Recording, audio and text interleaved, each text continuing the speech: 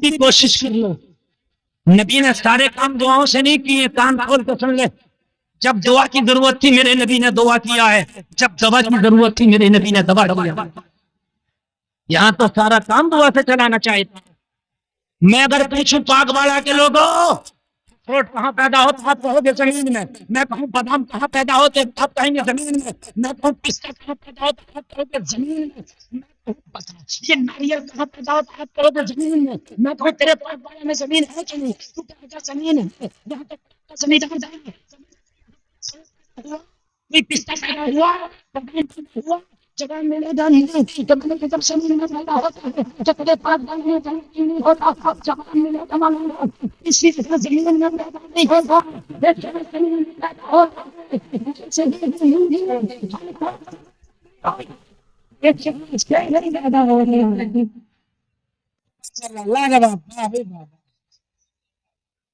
हर कोख से यूबी नहीं पैदा होता, हर कोख से मोहम्मद कासिम नहीं आते। बेटियां ब्यूटी पार्लर में गैर मर्दों की जांघों पे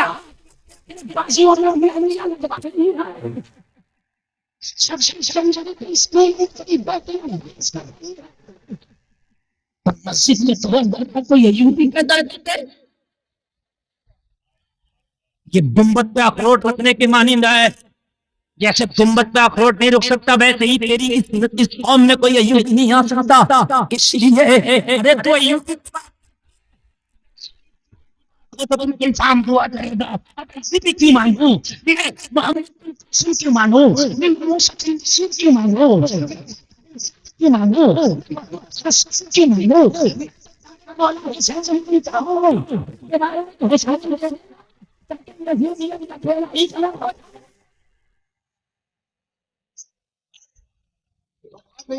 एक बात सुने आप, इन उलमा को गवाह बना के कह रहा हूं, कल की यजीदियत ने इतने पंजे नहीं निकाले थे जितनी आज की निकाल रहे। कल का यजीद इतना बड़ा गुंडा नहीं था जितना आज के कलमा पढ़ने वाले गुंडे होने फिर रहे हैं। कल जितनी इमाम हुसैन की जरूरत थी उससे ज्यादा आज हुसैन की जरूरत है। मैं तो दुआ करूंगा मौला दे देना, यजीदियत का पेड़ है। आप कहोगे मौलाना आज यजीदियत पहले से ज्यादा कैसे, तो सुन, यजीद में क्या कमी थी मैं आपसे पूछता हूं। मौला हुसैन और यजीद का मामला क्या था? क्या खेत का मामला था? नहीं। क्या दुकान का मामला था? नहीं। क्या बिजनेस का लेन देन था? नहीं। क्या तख्तो ताज का मामला था? नहीं। कोई मामला नहीं था। फिर कहो कि क्या मामला था? मैं कहूंगा शरीयत का मामला था। काय का मामला था? शरीयत का। और मामला क्या था शरीयत का? सुने, अगर आपको गलत लगे तो आप कह सकते हैं हजरत बात अच्छी नहीं लग रही है। सुने, मामला ये था कि यजीद के दरबार में लौंडे नाचते थे। क्या करते थे? कौन? लौंडे, जो मैंने तारीफ में पढ़ा, उलमा ने भी, लौंडे, नए उम्र के लौंडे जिनकी दाढ़ियां भी नहीं जमी होती, वो नाचाता था। वो अगर लौंडे तो मुंबई की हीरोइनों के डांस देखो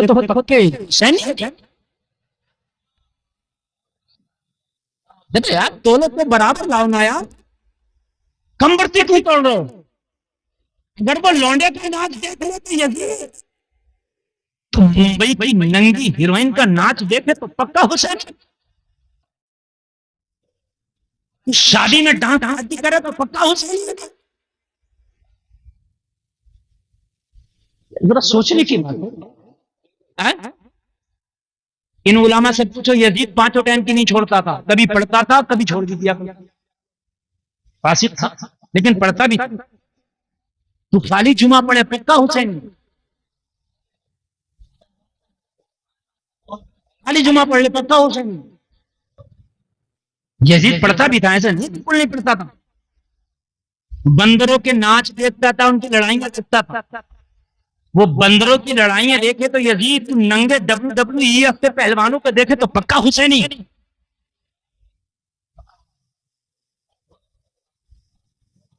तू मुर्दे की कुश्ती कराए, बद्दी बात की कुश्ती कराए, लूडो खेले, शतरंज खेले, पक्का हुसैन। यार मुझे बताओ, अगर कयामत में यजीद ने कह दिया मौला मैं तो यजीद भाई, लेकिन जो कमियां मेरे अंदर थी मुझसे बढ़ के तो इनके अंदर है, तो बताओ यार, जवाब क्या दोगे मुझे? बताओ ना यार। नमाज हम नहीं पढ़ते, शराबे आज मेरी कौम पी रही है, उसके जमाने में तो इतनी तरह की शराबें होंगी भी नहीं, इतनी तरह की शराबी होगी। यहाँ तो कितनी कितनी तरह की, कितनी कितनी क्वालिटी की चल रही है, कितनी वैरायटी चल रही है। हम पिए तो पक्के हुसैनी। लोगों कान खोल के सुनो, अगर आप वाकई हुसैनी हो तो उन कामों से आपको नफरत करना पड़ेगी जिन कामों से हुसैन ने नफरत की है। बल्कि अगर कोई शरीयत के खिलाफ काम आपके सामने तो नफरत करके चले जाओ, चले जाओ। जिससे अल्लाह खुश हो गया वो रखनी अच्छी नहीं।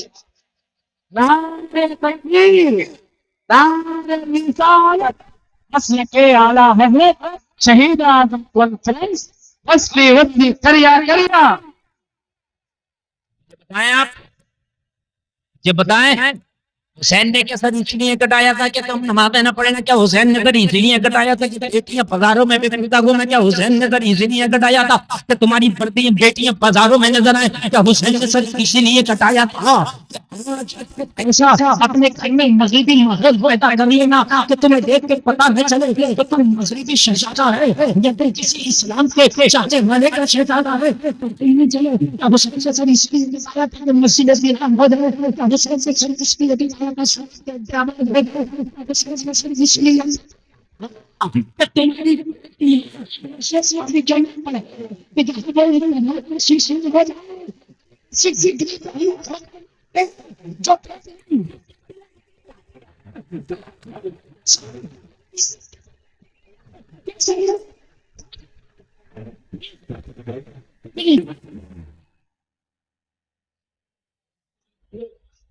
बड़ा खुश हो रहा, फटा फिर जा फटा। मेरी बेटी टीएमयू में पढ़ ली, टीएमयू में पढ़ ली, ये तो देख देख पर्दा। मेरी बात थोड़ी सी कर दी, अगर पर्दा है तो देख, अगर पर्दा नहीं तो जिस सोने से नाक कान छिए वो सोना मेरे लिए बेकार है। आप कहते हो कि मियां दुआएं कबूल नहीं होती, दुआएं कबूल नहीं होती। और मेरे भाई जरा कान खोल करके सुन ले, अपनी बेटी को यूनिवर्सिटियों में बात दे, अपनी बेटी को का तालीम पहले से दे, अपनी बेटी को कमीज पहले बना दे, वो ये ऐलान करते शाम तो दे सकते हैं मगर इज्जत का सौदा नहीं कर सकते। एक बेटी आई थी निकल के कर्नाटक के स्कूल में, जब उसके हिजाब पे सैकड़ों गीदड़ों ने बत्तियां लगाई ना तो उसने नारा लगा के बता दिया था, जिसको मुस्कान जमाना कहता है, मैं तमीज़े साथ हूं, मेरे लिए ईमान जान बादल है। लोगों अगर खाली दुआ से सब कुछ हो जाए तो मैं तो ये दुआ करता हूँ या अल्लाह हुसैन दे दे।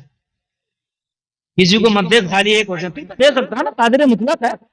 क्या अल्लाह चाहे तो दूसरा हुसैन नहीं दे सकता? वो कादिर मुतलक है, उसके लिए क्या मुश्किल है? जवाब मिला आलम तसव्वुर में गुलफाम कादिर मुतलक है, बेशक शुदा चाहे तो दूसरा हुसैन दे दे, लेकिन इसलिए कि हुसैन के आने के लिए पहले फातिमा का होना जरूरी है। तो फातिमा ना हो सकी इस जमाने में दूसरा हुसैन ना आ सका। अरे गैर न तो खैरों के घर थोड़ी ना हुसैन आते हैं। मेरे भाई दशहरी के पेड़ पे ही दशहरी का आम आता है, कट्ठा पे दशहरी नहीं मिलेगा। नहीं बात मेरी अगर गलत हो तो बताएं आप। आपको अगर दशहरी चाहिए तो दशहरी का ही पेड़ लगाना पड़ेगा। अगर आपको गुलाम हुसैन चाहिए तो बेटी को कनीज़े फातिमा बनाना पड़ेगा। जिंदगी में कुरान आए, अगर कुरान जिंदगी में नहीं है तो भटक गए। अच्छा, कुरान लाते हैं कब लाते हैं? वो लाते हैं कुरान जिंदगी में नहीं लाते, जिंदगी के बाद लाते।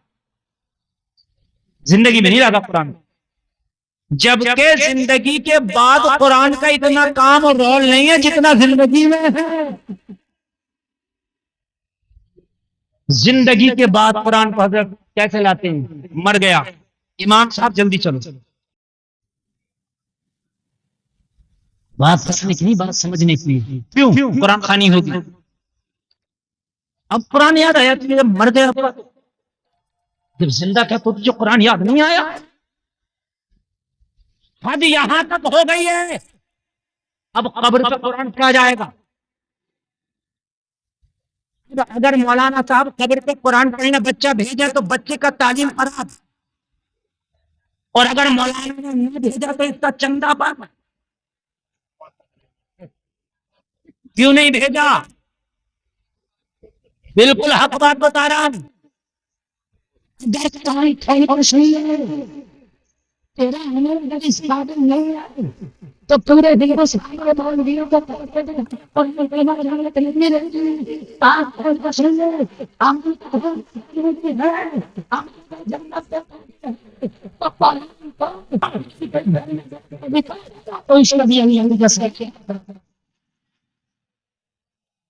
चलो अब कब्र पे कुरान पे, अब 3 दिन कुरान कब्र पे पढ़ा जा रहा है। मौलाना बेचारा मजबूर क्या करे, पंचायती मदरसा चलाएगा तो पढ़वाए,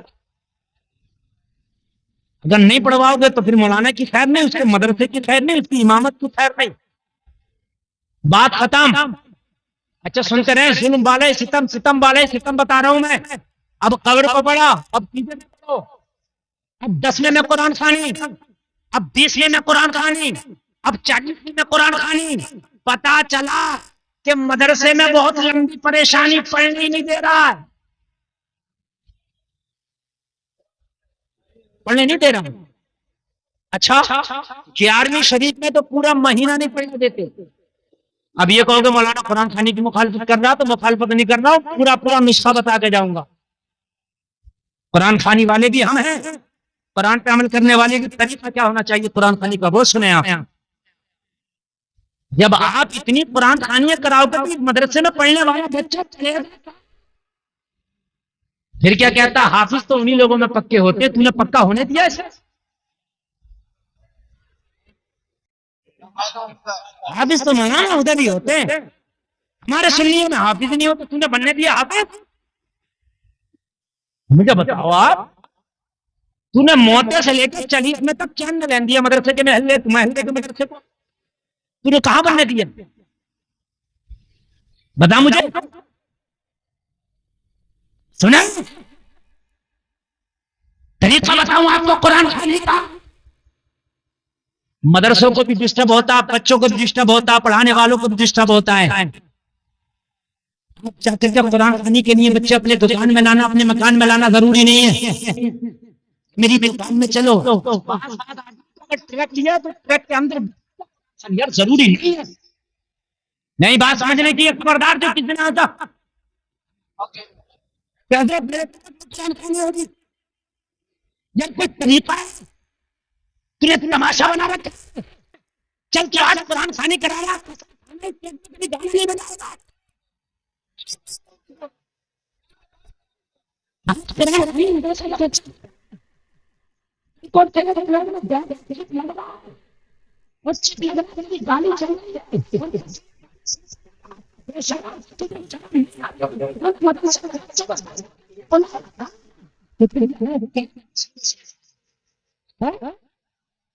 जब तुझे गाना ही सुनना था, जब तुझे यही सुनना था नगमा, जब तुझे मोहम्मद रफी अच्छा लग रहा था, तो बेहतर मदरसे के तालिबे इल्मों को क्यों किसी बैंड वाले वाले की दुकान पे जाके किसी गायक कलाकार को लाता है, आधा घंटा गाना देता? मैं मेरी बात पर तो बताओ। और अच्छी बात है मेरे भाई, खुदा चाचा मैं खुद मदरसा चलाता हूँ, तकलीफ होती है, जोन आ जाएगा।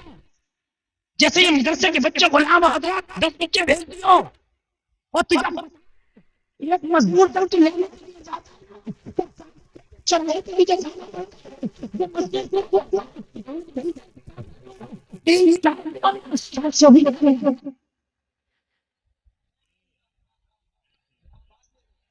सही बता रहा हूं मैं, तूने मदरसे के बच्चों को यार 10 बच्चे भेज दिए, 2 समोसे में पूरी कुरान कहानी भेज दिया। वो समोसा सोचते हैं ना बहुत खबरदारी है रसोई है, एक ही चीज है तो 5 बच्चे मेरे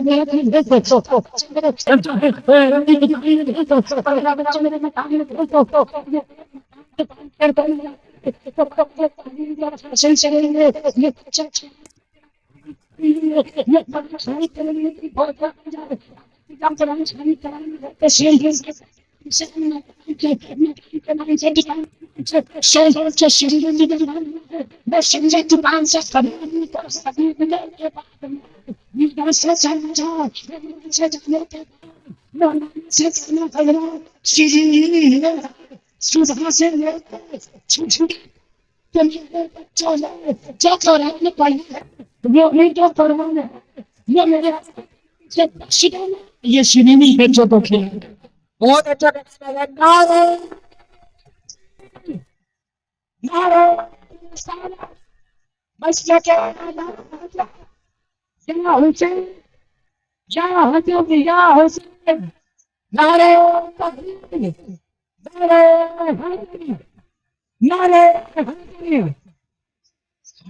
बहुत खूब इज्जत करो, सवाब भी ज्यादा इन तालिब इल्म की। अभी तो मैं बयान करूंगा सवाब ज्यादा है क्यों, ज्यादा है और क्यों, मैं ये भी बयान करूंगा। इज्जत करो इन तालिब इल्म की। बड़े के पास जाना पड़ता, बड़े को बुलाया नहीं जाता। ये मेहमान रसूल है, बड़े हैं ये। और मेरे भाई सुनो, ये सिर्फ तुम्हारे पीजा दसमा खाने के लिए नहीं है, ये मेहमान रसूल है, उनकी बात बड़ी है। जाओ मदरसे में और कहो हजरत मुझे 11वीं की कुरान खानी कराने की शिगनी में ये है, जितना भी बच्चों ने पढ़ा है वही मेरे लिए 11वीं का बख्श है। और सुने, कुरान जरूरी नहीं है कि अलिफ लाम मीम के पारे से लेकर अम्मा के पारे तक पढ़ना जरूरी है। अगर अलिफ लाम मीम का पारा भी 30 बार पढ़ लिया जाए तो 30 पारों का ही सवाब मिलेगा, 30 पारों का मिलेगा। ये बच्चे बार बार रटते हैं, बार बार पढ़ते हैं कुरान शरीफ, तो सुबह से लेके 11-12 बजे तक कई कुरान पढ़ लेते होंगे। जी हकीकत बात है, बेशक पढ़ लेते होंगे, नहीं पढ़ लेते होंगे। तो ये एक कुरान खानी नहीं हो रही है, ये कई कुरान खानी हो जा रही है। एक बात, जो कुरान बच्चों ने तेरे घर में पढ़ा, गारंटी नहीं है कि वो बिल्कुल अच्छा पढ़ा, इसलिए कि बच्चा है, कोई गलती हो सकती है, तेज भी पढ़ सकता है। जी बेशक, बच्चा है, अच्छा गलती तो होती है। हम जब दरसगाह में बैठते हैं, बच्चा सुनाता तो उस्ताद उसे पीटता भी है, मारता भी है, बतलाता भी है, तो गलती होती है, तभी तो बतलाता है, गलती होती है। हमारी तो 22-23 तकरीबन 24 मेहराबें हो गई, अब तक गलती हो जाती है कहीं पढ़ते हैं तो। अरे तरावी में खड़े होकर मुसल्ले पे पढ़ किसने लुकमा दे दिया, बहुत से लोग इसे ऐप समझते हैं, अरे गलती आ रही है, बेवकूफ गलत है उसके तो आगे जिसके याद होगा, और जिसके याद ही नहीं होगा उसके क्यों गलती आएगी। गलती आना कोई बुरी बात नहीं है, जिसके याद होता उसी के आती है। तो भाई वो पता नहीं तेरे घर के बच्चे ने कुरान कैसा पढ़ा, लेकिन जो दरसगाह में पढ़ा वो उस्ताद की निगरानी में पढ़ा। अगर गलत पढ़ा तो उस्ताद ने गलत को सही करा के पढ़ा। अगर बड़ा खौफ नहीं निकला था तो बताया खौफ निकाला, शीन नहीं निकाला था तो बताया शीन निकाल। ये मरते मुत्तसिले 4 नहीं खिलेगा, ये मरते नाजी में 5 नहीं खिलेगा, ये मरते मुनफसिले 3 नहीं खिंचेगा, ये मरते आरी है 3 भाई चले पर 5 नहीं खिंचेगा, ये 5 पर खड़ा होगा, ये स्वाद है इसलिए थोड़ी ये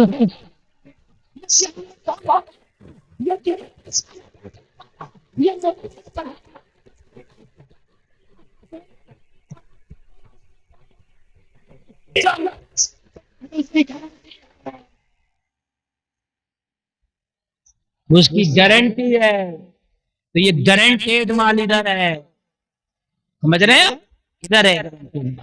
मदरसे में जाओ और वहीं श्रीनी दे आओ, और वहीं से वो फातिहा खानी हो गई और वही हो गई तेरी कुरान खानी। बच्चों को डिस्टर्ब ना करो, बच्चों को पढ़ने दो। सुभान अल्लाह। अच्छे हाफिज बनेंगे, अच्छे आलिम बनेंगे, तुम्हारा फायदा होगा। आलिम अच्छे नहीं बनेंगे, हाफिज अच्छे नहीं बनेंगे, तुम्हारा नुकसान होगा। ये तुम्हारा मुस्तकबिल है, तुम्हारी प्रॉपर्टी है। सही पूछ ले तो इसलिए अगर आलिम नहीं तो ऐसे है जो कौम जैसे बेलगाम के घोड़ा चले जाए। जब ये कौम इधर उधर चलती है तो फिर आलिम इसकी लगाम सही तरीके से खींचती है। सही बता रहे हैं। हाँ मेरे भाई, कुरान तुम्हारा मैप है। कुरान को सामने रखो, जिंदगी गुजारो, इंशाअल्लाह पूरी जिंदगी से। मगर कुरान कब याद आ रहा है? जब मरा, जब कुरान खानी। तो अरे अब तो मरने के बाद तो मियाँ इतनी छोटी छोटी बातों का ख्याल है, अहदनामा रखो। नहीं रख गया तो तख्ते नहीं लगाने देते, जरूर आए। देख मेरे भाई, अगर तेरा अमल अच्छा नहीं है ना तो अहदनामा एक नहीं 1000 टांग अमल है। अमल है मेरे भाई, बात समझ रहे हैं आप? बेरी की डाली नहीं आई तो मिट्टी नहीं डालने दे रहा कि भाई बेरी की डाली। अमल है। मेन चीज कान खोल करके सुनो, अमल क्या है? अमल। कुरान को जिंदगी में लाओ, जिंदगी में लाओ। मरने के बाद कुरान को लाते। कुरान सिर्फ कुरान खाने के लिए नहीं है, कुरान जिंदगानी के लिए है। हम सिर्फ कुरान को कुरान खाने के लिए समझते हैं कि बस कुरान खाने के लिए है। नहीं, पूरी जिंदगी के लिए कुरान है। शादी कर तो कुरान बताएगा कैसे करना है, बिजनेस कर तो कुरान बताएगा कैसे करना, किसी से झगड़ा हो जाए तो सुलह कैसे करना है, बीवी को कैसे रखना है, ये सब कुछ कुरान बताएगा। कुरान बताएगा, कुरान बताएगा खेती करना, कुरान बताएगा खेती हो गई तो कितना माल अल्लाह की राह में देना, कुरान बताएगा। से बात निकालना, कुरान बताएगा। से बैन में आते जब कुरान बताएगा। जलसे में आने वालों, अरे कुरान से तेरी जिंदगी का मैप है मैप, अगर इसे छोड़ेगा तो भटक जाएगा। बगैर कुरान के जिंदगी नहीं गुजरती। मगर आज हम बगैर कुरान के जिंदगी गुजार रहे हैं। हमारी जिंदगी इतनी खुली है, परेशानी का ये है। तलाक के मैटर सुलझा रहे थानेदार साहब हमारे, जबकि तलाक का मैटर सुलझाएगा कुरान। यार थानेदार को क्या पता मुगल्लजा कौन सी है, बाइना रजड़ी कौन सी पता है? ऐसो साहब को पता। मैं ये बात ऐसो साहब के मुंह पे भी कह दूंगा, ये मत समझना मौलाना ऐसी बात कर रहे हैं। मैं कोई खुराफात की बात नहीं कहता, मैं सही कहता हूँ। मैं उनसे भी कह दूंगा, ऐसो साहब आप बताइए, आपको क्या पता मुगल्लजा क्या है, आपको क्या पता रजी क्या है, आपको क्या पता बाइना क्या है, आपको क्या पता इद्दत क्या और उसकी मुद्दत क्या? बात में ना कुरान बताए। कुरान के छोड़ लो, जा रहे थानेदार साहब के पास, ये कराएंगे तलाक का पैसा, तो वो करा रहे हो तो रहा। 2 बिल्लियों ने अपना फैसला एक बंदर से कराया था। हाँ, एक की रोटी ज्यादा हुई, नहीं मानी ना, बराबर कर मेरी। लड़ रही थी अपनी बहन से, नहीं मानी, बंदर आ गया। हम हैं तो क्यों टेंशन ले रही है? खबरदार, हंसने की बात नहीं, कोई चटकुल्ला नहीं। आया, उसने देखा तोली तो एक की रोटी ज्यादा थी, कहने लगा भाई इसकी ज्यादा है, थोड़ी सी खा लेते हैं, बराबर हो जाएगी। खाया, ज्यादा खा ली, इसकी अब ज्यादा हो गई, तो तुम्हारी भी थोड़ी सी खा लेते हैं, थोड़ी सी इनकी खा ली, कहा तुम्हारी भी थोड़ी सी खा लेते हैं, इनकी खाई, इनकी ज्यादा हो गई। कब तक खाते रहते? एक दिन दोनों की खत्म हो गई, दोनों पे कुछ नहीं रहा। अगर ये अपनी बहन की थोड़ी सी बर्दाश्त कर लेती तो इस पे 19 आ जाती, इस पे 20 आ जाती, आ तो जाती, रहती तो दोनों बहनों पे। मेरे भाई गलत तो नहीं है ना? और बंदर दोनों की आगे किसी को नहीं छोड़ा। आज जरा सा मामला हो गया तो अपने भाई के ऊपर डंडा निकाले घूम रहा है। एक अंगल जमीन के लिए नहीं दबूंगा, चाहे हो जाए 50,000 रुपए नहीं दबूंगा। आज ऐसा मामला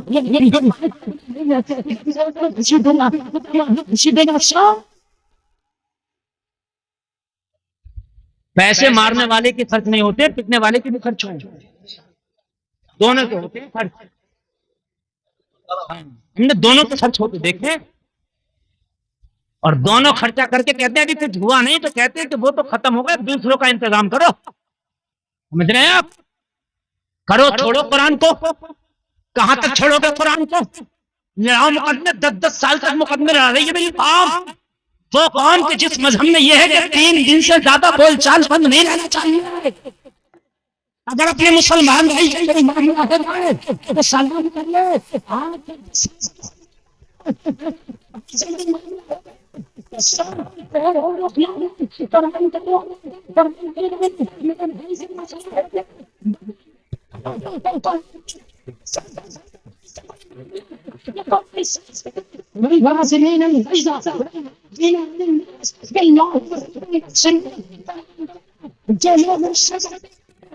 तो माफ कर देते हैं, अल्लाह एहसान करने वाले पसंद करवाता है। अगर वो कोई मामला है अपने भाई से, तकलीफ है तो कुरान उठा। कुरान तू बता मैं क्या करूं? मेरे कलमा पढ़ने वाले भाई से मुझे तकलीफ पहुंची है तो कुरान कह रहा जो लोग गुस्से को पी जाते हैं अपने भाइयों को, लोगों को माफ कर देते हैं। कुरान एहसान, कुरान कह रहा अल्लाह एहसान करने वालों को पसंद फरमाता है। और जलसे में आने वालों अपनी जिंदगी का फैसल कुरान को बनाओ, अपनी जिंदगी का मैं कुरान को बनाओ।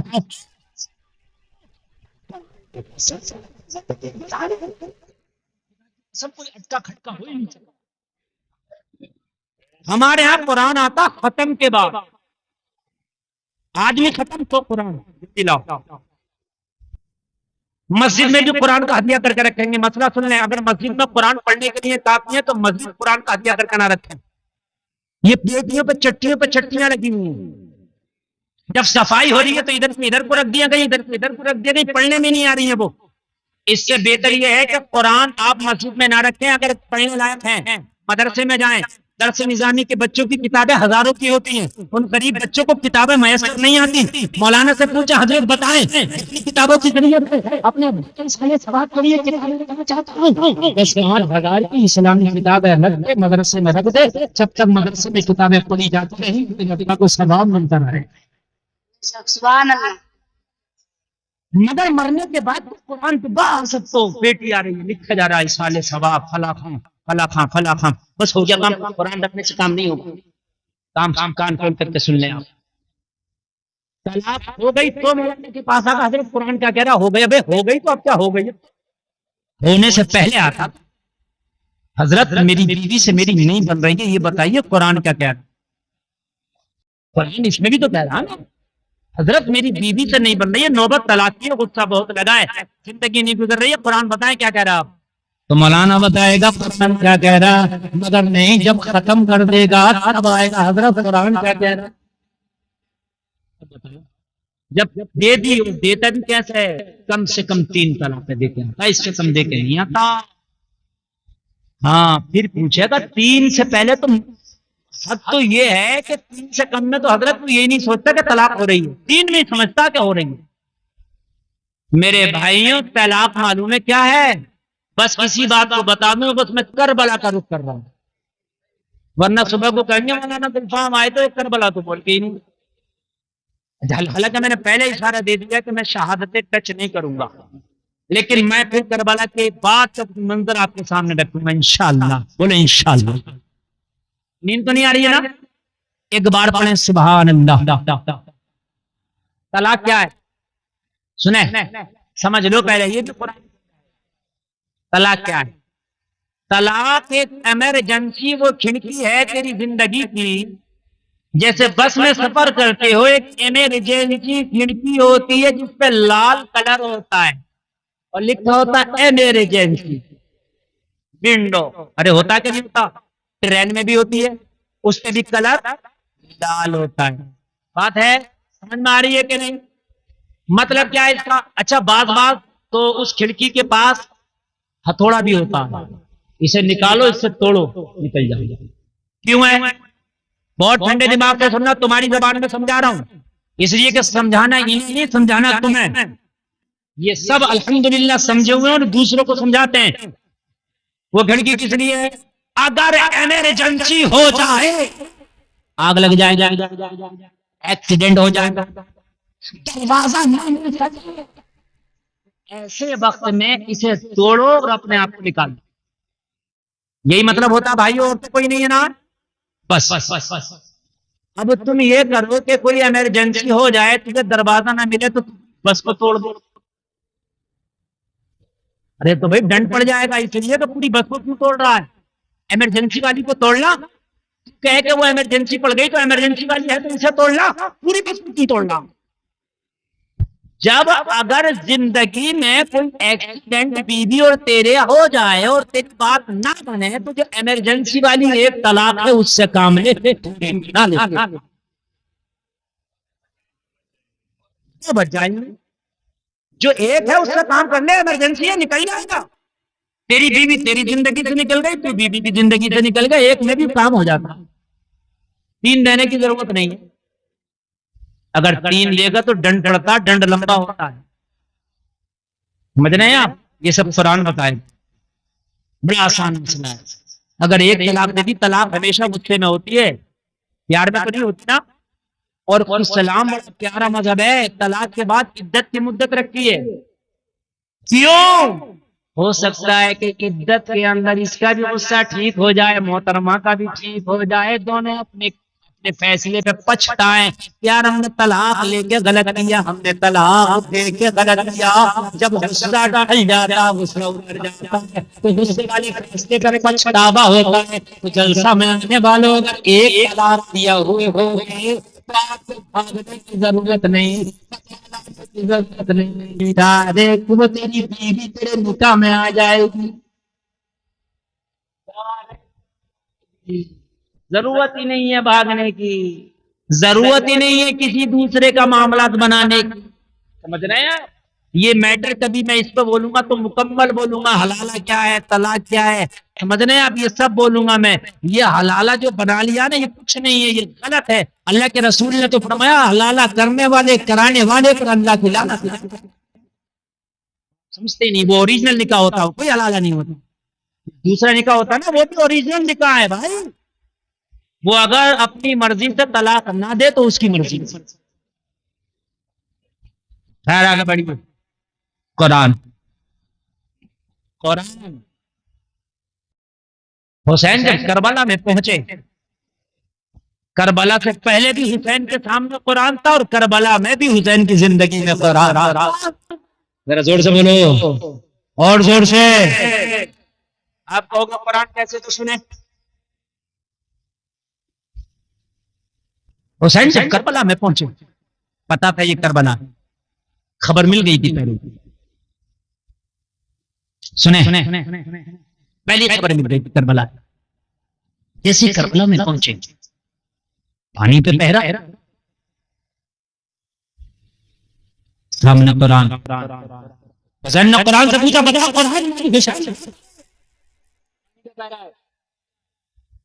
कुरान हुसैन की अभी ये पावर है, एड़ी लगाए तो जमीन से पानी निकाल दो। बोलो, अगर हुसैन दुआ कर दे तो आसमान से बारिश आ जाए। मानते हो कि नहीं मानते हो? ये पावर लेके बैठा है अली का बेटा, मगर हालत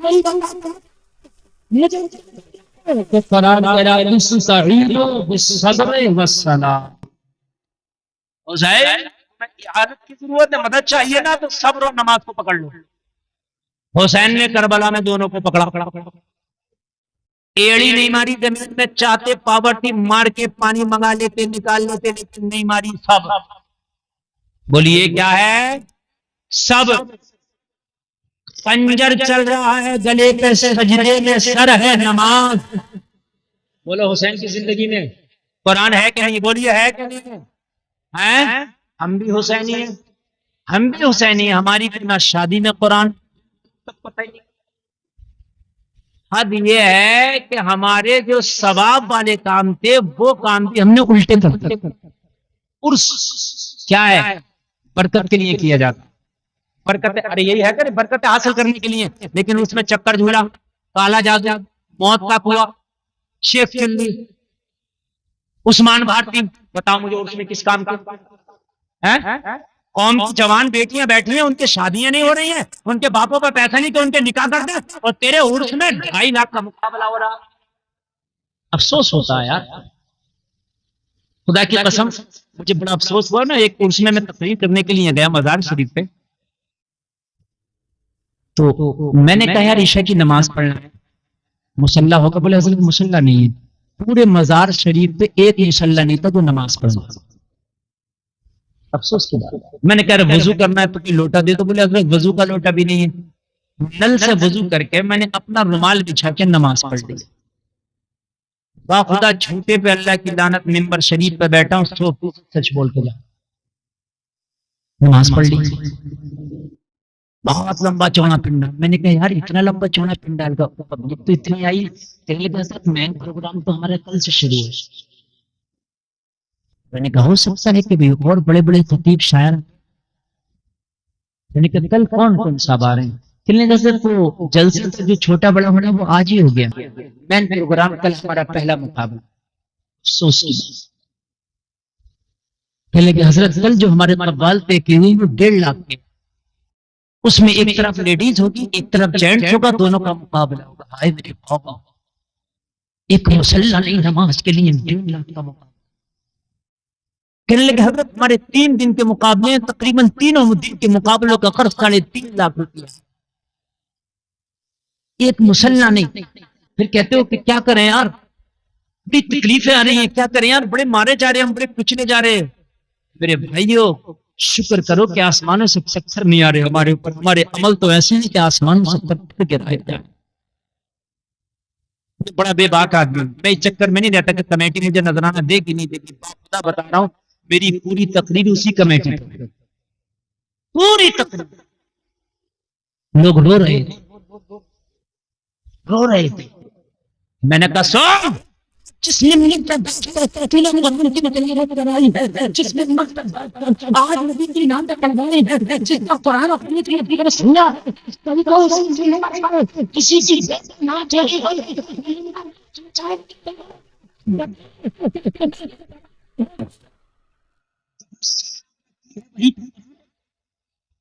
लगे हजरत कैसे दोबारा कर लेंगे? मन के आज कुरान की तिलावत नहीं हो रही, आज तेरे सुन नहीं पड़ी जा रही है, आज के तर्जमे नहीं पढ़े जा रहे हैं। मैंने कहा कल इस पर कोई अगर नहीं होगी, इस पर कोई नचेंगे, क्या इस पर जमते करने के आसास नहीं पड़े जा रहे हैं?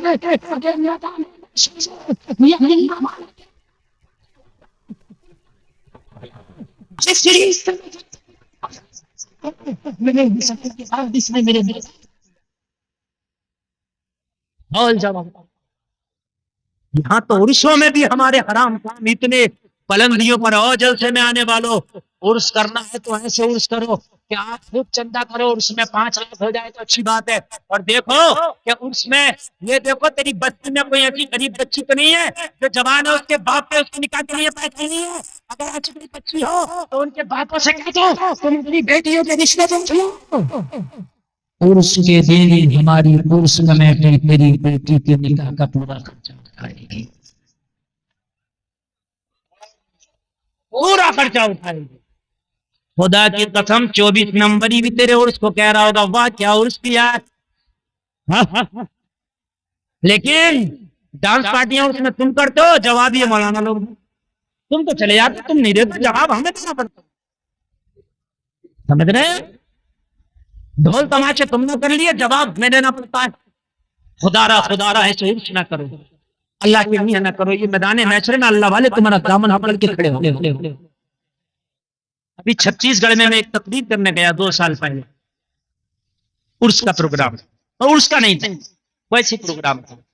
उसके बाद उर्स होने वाला, मुझे बताया बोले हजरत यहाँ तकरीबन चादरें चढ़ती हैं मजार शरीफ पे, एक एक चादर का खर्चा तकरीबन से तकरीबन 1 लाख, एक चादर। छत्तीसगढ़ की बात, रायपुर शहर की। मैंने कहा अच्छा कैसे? बोले बड़े बैंड बाजों के साथ, बड़े आन बान शान के साथ। आजकल की चादरें भी आप देख रहे हो, बड़ी लंबी चादरें, चादर में चादर जुड़ी हुई, चादर में चादर जुड़ी हुई। सरकार आला हज़रत ने फरमाया मजार पे एक चादर पड़ी हुई, जब तक वो बोसीदा ना हो जाए, खराब नहीं हो जाए, दूसरी की जरूरत नहीं है, बस काफी। चादरों का भी एक मेरे भाई ने कारोबार चल रहा। मेरी बात अगर झूठ हो तो आप देख लेना, इधर दुकान से लाके तूने चादर चढ़ाई और उधर से इसने उतार के खादिम में और फिर दुकान पे पहुंचाई, यही घूम रहा। मैं सही बता रहा हूं मेरे भाई, आज मेरी कौम खुदा की कसम तशना है, मेरी कौम प्यासी है, अल्लाह की कसम मेरी कौम को आज इनकी जरूरत है। अगर आज ये मज़ारों पे बैठे सज्जादे रख के अल्लाह की कसम यूनिवर्सिटियां खोल दे, शरीफ नवाज की एक छोटी छोटी यूनिवर्सिटी चला सकती है, अगर आपको यकीन ना हो तो लाओ दोनों दे दो, मुझे दे दो, 2 यूनिवर्सिटी मैं चला के दिखाऊं। ख्वाजा की जो छोटी बड़ी देख है क्या उसमें आने वाली रकम यूनिवर्सिटी नहीं चला देगी? मगर यूनिवर्सिटी तो दूर की बात, कोई मकतब चलाया है इन्होंने। मेरी बातें कड़वी जरूर लगती है, मेरी बात आते करते ये मौलवी चंदा करते करते थक गए।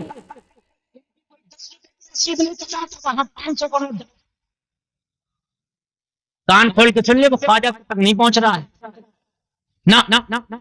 वो देख जो डाल कर आ रहा ना 500 का नोट, उससे तेरे नोट से कोई मतलब नहीं है, वो इनको जाएगा। ये जो घूम रहे हैं साहब, मजे जो ले रहे हैं, उनको जाएगा। ये जो बिरयानी खा खा के नमाज के टाइम चादरें ओढ़ ओढ़ के सो रहे हैं, बिल्कुल हक है। किसी गरीब को दे दे। समझ रहे हैं आप? बड़ी बड़ी अहम बातें हैं। करबला में हुसैन ऐसे मौके पे भी कह रहे हैं, कुरान बता हुसैन, हुसैन सब सब सब सब सब बस अब चले, बस अब बिल्कुल करबला से मैं निकल रहा हूँ, तवज्जो करें। इसलिए टाइम बहुत क्या 1 घंटा 10 मिनट मेरी तकरीर हो गई और मैंने 1.25 घंटा बोलना था, तो मेरे हिसाब से 5 मिनट बाकी है। लेकिन आपकी मोहब्बत मिला के 5 मिनट मेरा, 10 मिनट तुम्हारी मोहब्बत, 15 मिनट और बोलूंगा इंशाअल्लाह। बस ये 15 मिनट सुन के भाई जाए और एक आदमी नहीं उठे, अब बिल्कुल करबला आपके सामने रहेगा। और करबला के बाद तो मंजर, करबला के बाद भी करबला है। इमाम कुरान ने कहा हुसैन सब्र सब्र होगा सब। हुसैन अपने बेटी के खेमे में पहुंचे, बीवी के खेमे में पहुंचे, बहन जैनब के पास पहुंचे। कहा बहन जैनब, इस वक्त कुरान हुसैन से सिद्ध चाहता है, ये मेरी आखिरी सफर है, इसके बाद बहन हुसैन के साथ कोई सफर ना होगा। ये हुसैन के इसके बाद हुसैन को किसी मंजिल पर जाना नहीं होगा, लेकिन मेरी शहादत के बाद भी जैनब सब्र का दामन हासिल में से किसी बच्ची का भी आवाज इतनी जोर से ना आए कि गैर महरम तक पहुंचे। हुसैन सैयदानियों को ये बताकर, ये तकलीफ करके, ये तकलीफ करके मेरा हुसैन उठ रहा है। जलसे में आने वालों, मेरे हुसैन ने सबको दर्द दिया और उसके बाद आखिर में अपनी प्यारी बीबी शहरबानों के खेमे में तशरीफ। अब जरा सुने आप, कले जाकर रखते हैं तो सुने। शहरबानो कौन है मालूम है? ये ईरान की शहजादी हुआ करती थी कभी, समझ रहे हैं आप?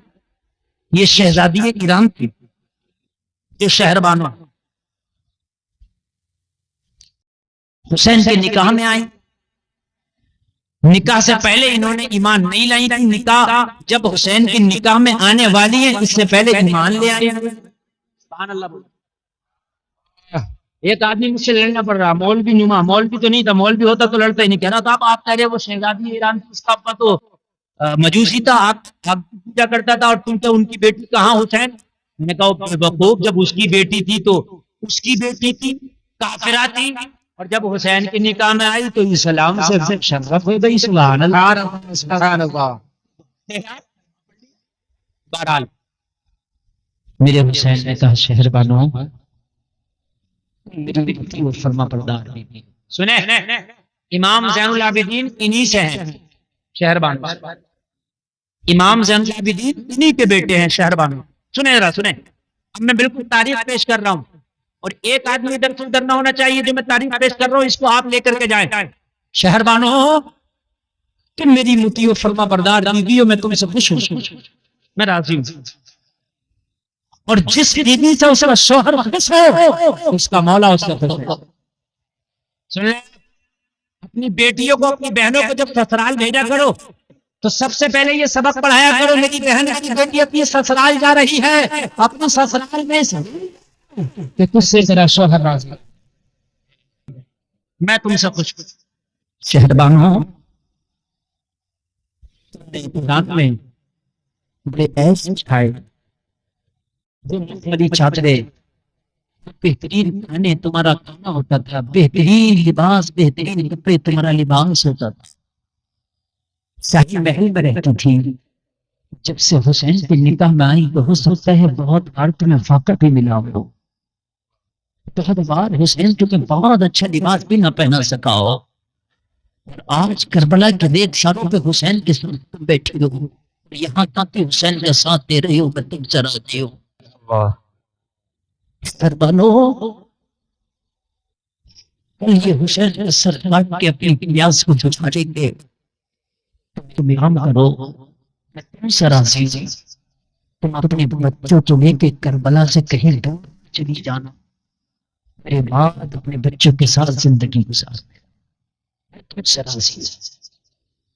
शहरबानों ने हुसैन का दामन पकड़ा और कहने लगे, हुसैन शहरबानों के लाल फातिमा के लाल से ज्यादा आला नहीं है, शहरबानों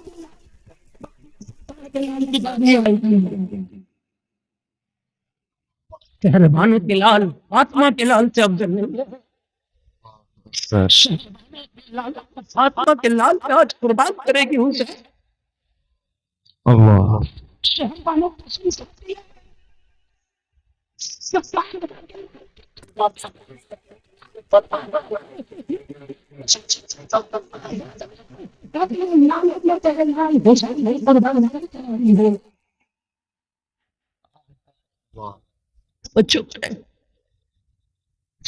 कहने लगे, हुसैन कभी अपने दिल में ये ख्याल ना लाना कि मैं अच्छे छोटे न खा सकी आपके निकाह के बाद,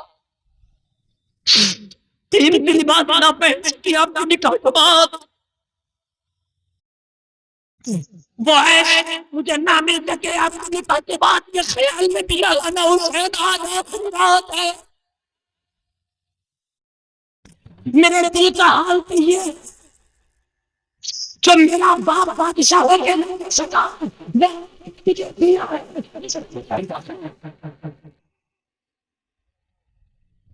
मेरे हुसैन ने फरमाया, मेरी बाबा बीवी मैंने क्या दिया तुझे, भला मैं दुश्मनों के नरमे में है तो चारों तरफ से ये सीधी भेड़ी सुबह का इंतजार कर रहे हैं, मेरा सर काटने के बाद शहरबानों तुम्हारे खेमे को आग लगा दी जाएगी, क्या मिला? कहने लगी, हुसैन जो मिलने की बात करते हैं तो वो एक नाम से है, तुमने ईरान में शहजादी हुआ करती थी, जिन जिन रास्ते से मेरी सवारी गुजरती थी, वो नादी होशियार खबर आज शहजादी नहीं है,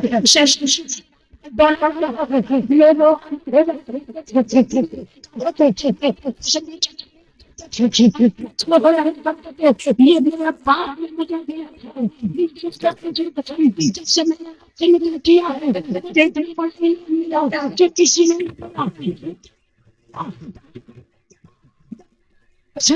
शहरबानों में कम से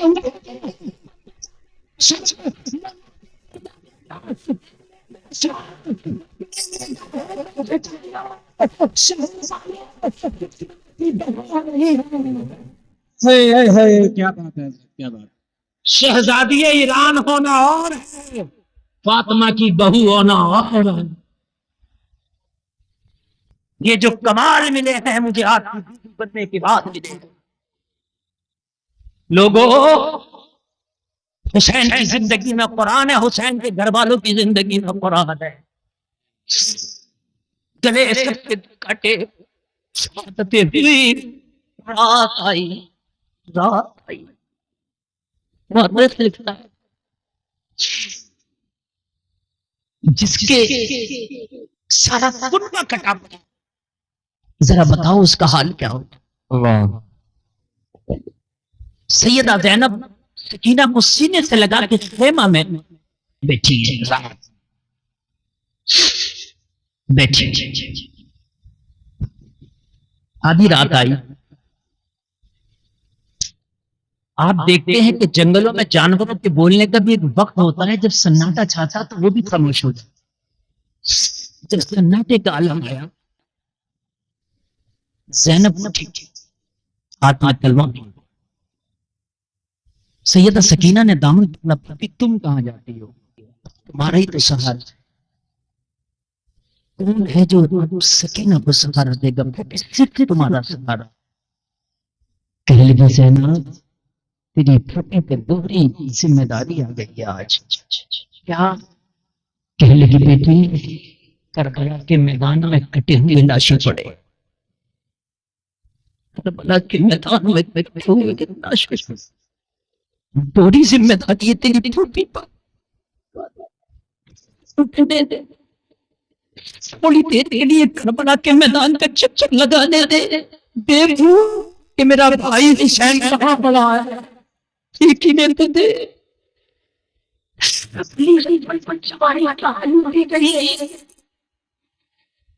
तो बड़ी जिम्मेदारी है, जंगल है, भयावह है, गरीबी बता दे, शहीदों के लाश तलवार हाथ में लिए अली की बेटी करबला के मैदान में चक्कर।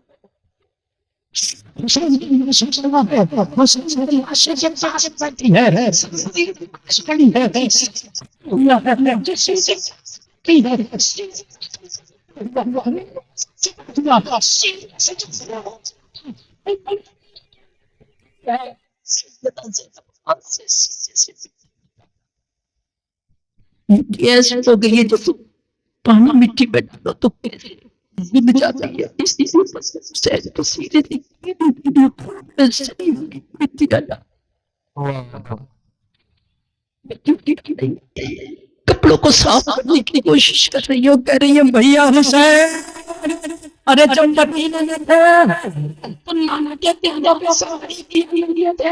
करबला में आए तो लाश कैसी थी, लोगों इसको कहते हैं सब्र। कौन सा कलेजा लाओगे, कौन सा जिगर लाओगे, ये अली की बेटी का जिगर है कि भाई की लाश से उठे, और उठने के बाद जब सकीना का ख्याल आया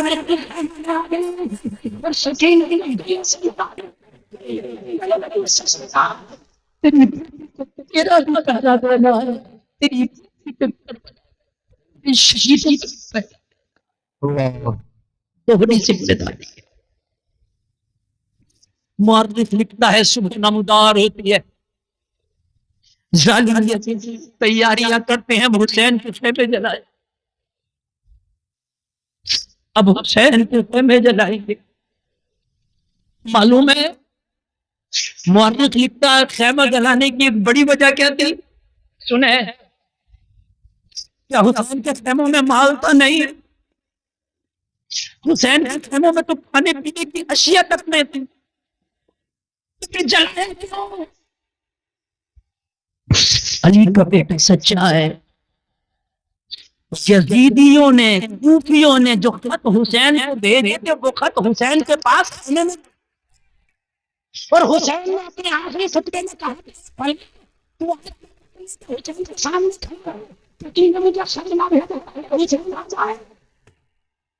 मेरे खाने में तेरा खत मौजूद है, वो सारे खत मौजूद थे हुसैन के खेमा के अंदर, हुसैन लेकर के आए थे। इनको डर था कि ये हमारे लिखे हुए जो हुसैन को हमने बुलाया यजीद तक पहुंच गए तो हमारी खैर नहीं है, यजीद कहेगा अच्छा हुसैन को बुलाने वाले तुम थे, इसलिए खेमों को जलाओ कि तारीख तू चल जा। खेमा के जले एक सैयदानी तो जांच चली खेमा के जले वो तबरुकात जले, फातिमा तो ज़हरा का मुसल्ला, क्या क्या ना चला, और जब पेशर सामानी के आलम में ये सैयदानियां खड़ी हैं, ये बैर है कि ये लुटे हुए फूल खड़े हैं, तो इन जालिमों ने यहीं पर कस नहीं किया, कहा इन्हें बांधो जालिमों, ये तो इतने भूखे प्यासे हैं कि अब भागने की ताकत भी न रही, किसे बांध, लेकिन जालिमों ने बांधा। ऊँट की पीठों पर कस लिया। कसने के बाद दमिश्क के बाजार में लेके पहुंचे। बस मेरी तकरीर का आखिरी ये मरहला है जो मैं पेश कर रहा हूं, बिल्कुल बड़ी मोहब्बत से सुनना। दमिश्क के बाजार इस लालच में लेकर पहुंचे कि ये कटा हुआ सर यजीद को देंगे, इनाम लेंगे बदले में। सिर्फ सिक्के इन यजीदी कुत्तों का मशरफ था, इन यजीदी कुत्तों का धंधा बन चुका था। सिर्फ सिक्के पहुंचे दमिश्क के बाजार में, कटे हुए सर मेजों पे बलम में, कटी हुई चादरों से ये हुसैन की बेटियां अपने सरों को छिपाए पड़ी हैं। अल्लाह अल्लाह, अगर कलेजा है तो उसमें सारा दमिश्क तमाशाई बना था। आज कोई ताली बजा रहा था, कोई हंस रहा था, किसी से नहीं कहा था नवासे रसूल का सर काट के लाए हैं, बल्कि दमिश्क में ये ऐलान किया गया था कि ये हुकूमत के बागी थे, इनसे जंग करके सर काट के लाए। रसूल का सर कटा है, इनका कहा हुकूमत के बाद ये रंग दे। ऐसे शोर थे, जुलूस निकाल रहे थे, जुलूस हमने जंग जीती है। लोगों, फातिमा की बेटी सैयदा ज़ैनब हुई चादर अपने सर पे, अपने सर को छिपाए खड़ी है। और लोग जरा गौर करें, तमाशाई बना है, कोई चौराहे पर खड़ा है, कोई शमशान खड़ा है, बूढ़े भी आ गए हैं, बच्चे भी आ गए हैं, जवान भी आ गए।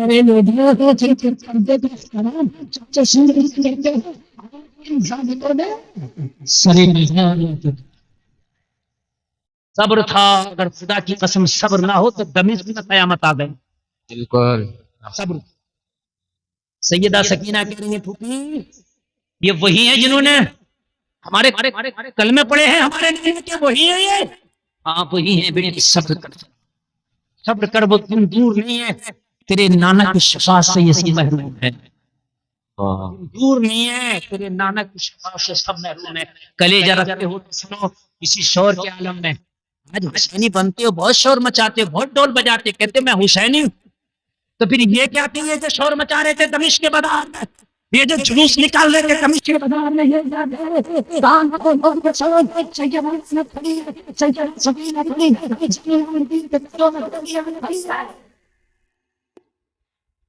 एक वक्त ऐसा आया, एक छोटा सा बच्चा सैयदा ज़ैनब की बारगाह में खड़ा है। सैयदा ज़ैनब ने देखा छोटा सा बच्चा, हाथ में कपड़े का थैला। सैयदा ज़ैनब ने फरमाया, बेटा क्यों आए हो? थैला आगे बढ़ाया, कहने लगा, बीबी ये कपड़े का थैला है, इसमें खाने का सामान है, लाया हूँ, खुद खा लो, अपने बच्चों को खिला दो। सैयदा ज़ैनब ने बच्चे से कहा, बेटा बाकियों में कौन बरकरार निकल आया, इन दुश्मनों में कौन निकल आया? बाद में खाने पीने की बात करना, जिसने ये खाना भेजा है आज इसका चेहरा दिखा दे, ताकि इनके तारे में ये नहीं उसका खाने की बात न कर। इसने सैयदा को थैला दिया खाने का, दौड़ा दौड़ा गया। जब बच्चा उधर से आया लौट कर वापस, भीड़ को चिमटा हुआ आ रहा था।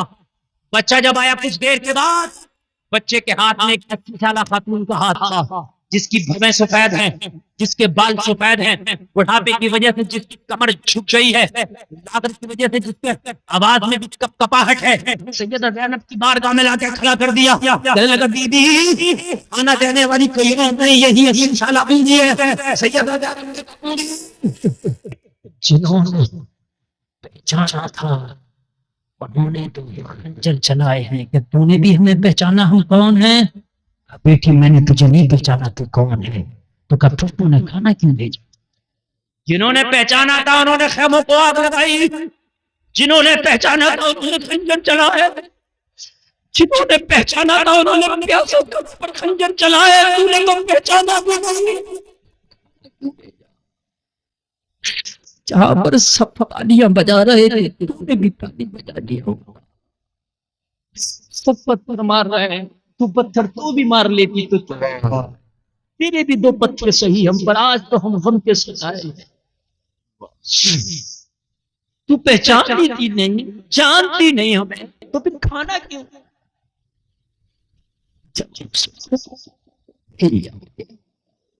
80 साल की बूढ़ी औरत ने जवाब दिया, बेटी मसला ये था कि जब मैंने देखा कि तुम्हें कैदी बना के लाया गया, तुम जंगी कैदी हो, तो मुझे अपनी मखदूमा की वसीयत याद आ गई। मेरी मखदूमा ने मुझे वसीयत की थी, जिंदगी में कभी किसी कैदी को देखो तो खाना जरूर खिला देना।